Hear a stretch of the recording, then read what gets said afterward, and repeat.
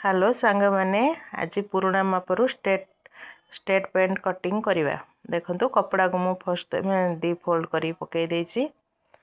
ता ऊपर पेंट को सीधा करी पकेबे। लंबा देखिए केती अछि। लंबा एटा 38 अछि। तळ आडू 2 इंच लंबा करिवे फोल्डिंग पाई गोड़ पाखरे। आउ साइड रो हाफ इंच एक्स्ट्रा नहीं एमती मार्क कर देबे। ऊपर आड़ू भी 2 इंच इलास्टिक पे पका हो। देखो साइड रो गार दे देबे।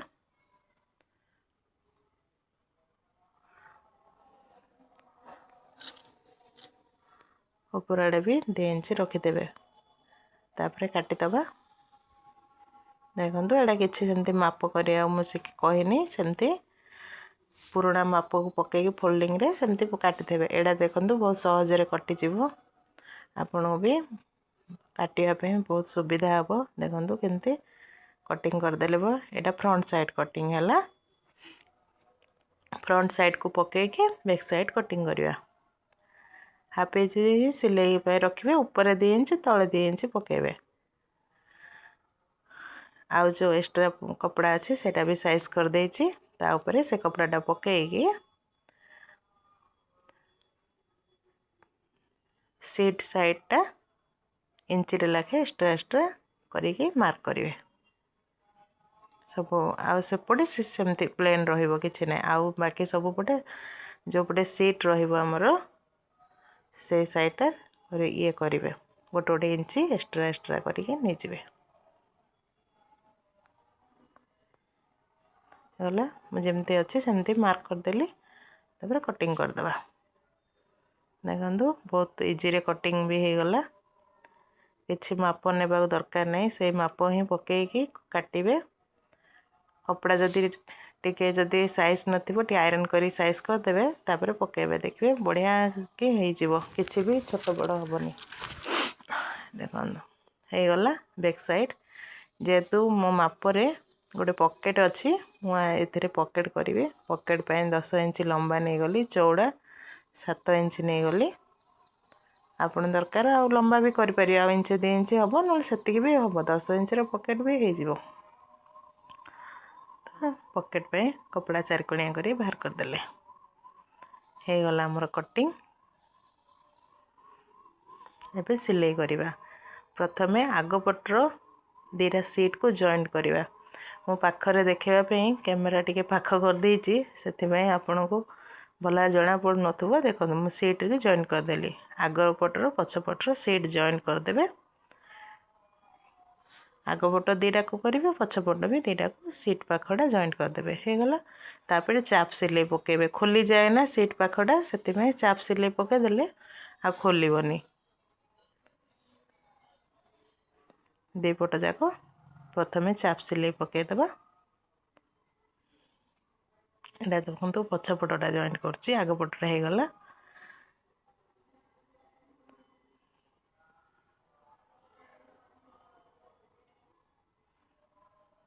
हे गला परे एटा कोन करिवे मझी साइड रो ये कटा को जॉइंट कर देबे। मझीटा को जॉइंट कर देबे प्रथमे। हे गला सेटा जॉइंट हे गला परे एबे आपे बसेबा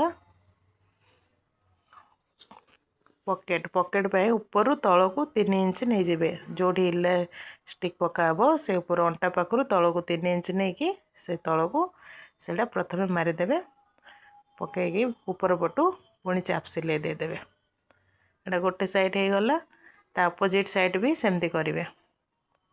अपोजिट साइड भी तळ को मापी देबे। से 3 इंच रे मार्क कर देबे।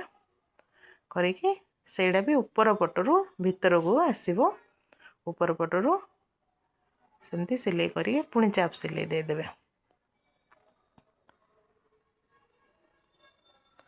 देखंतु हे गला।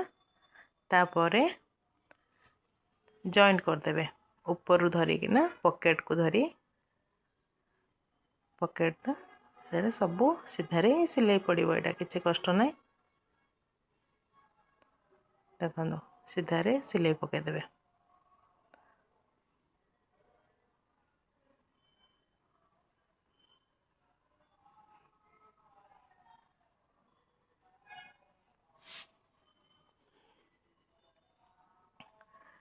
सिलाई हो गला देखो गोटे साइड सब जिनस डबल करेंगे जेहेतु कम समय करार थिला से मु डबलटा काटी देछि ए तलर गोड़टा ये फोल्ड करदे हाफ हाफ इंच हम नहीं 2 इंच से टिके इंचटे है फोल्ड करदे इलास्टिक पकेबा इलास्टिक पकेबापी एमती जेहेतु इंचिकिया इलास्टिक पकेबा इंची टू टिके अधिक नहीं कि फोल्ड करके ऊपर आड़ मारदे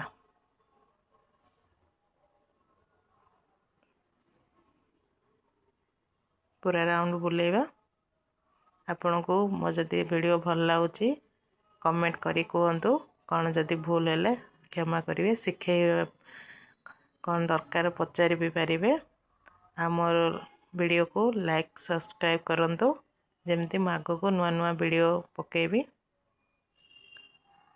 देखो एमती पूरा राउंडटा बुले देवे बुले सारा पर टिके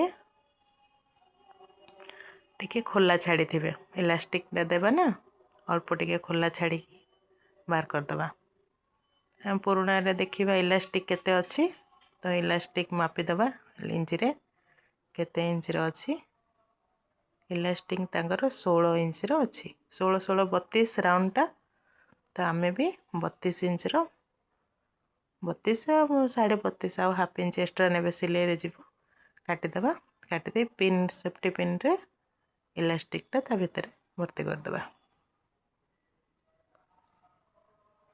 देखो एमती भाव में भर्ती करदे इलास्टिक पकेवा बहुत सहज तापर दे मुह को जॉइंट करदे हो गला जॉइंट सरले जो आमर खंडियाटा अच्छी टिके छाड़ी थिले सेड़ा प्रथमे सिलाई करदे हो गला परे इलास्टिक टी को प्रथमे चुंची देबे तापर हल्का हल्का 2 हाथ रे धरिकी एमती टाणीबे टाणीले इलास्टिकटा सबुआड़े समान भाव में पड़ो आपण कपड़ा भी मोचा हेनी साइज रे देखो केमती होची इलास्टिक पकेले एमती भाव में सिलाई करदे इलास्टिक हो गला आमर पेंट भी रेडी हो गला देखो इलास्टिक केमती सुंदर भाव में पड़गला एबे देखंतु पुराना पेंट को आम सिलाई पेंट संगे मापिबा देखंतु सबुआड़े समान अच्छी लंबा भी समान सीट भी समान अच्छी आपन केमती लागिला कहबे धन्यवाद।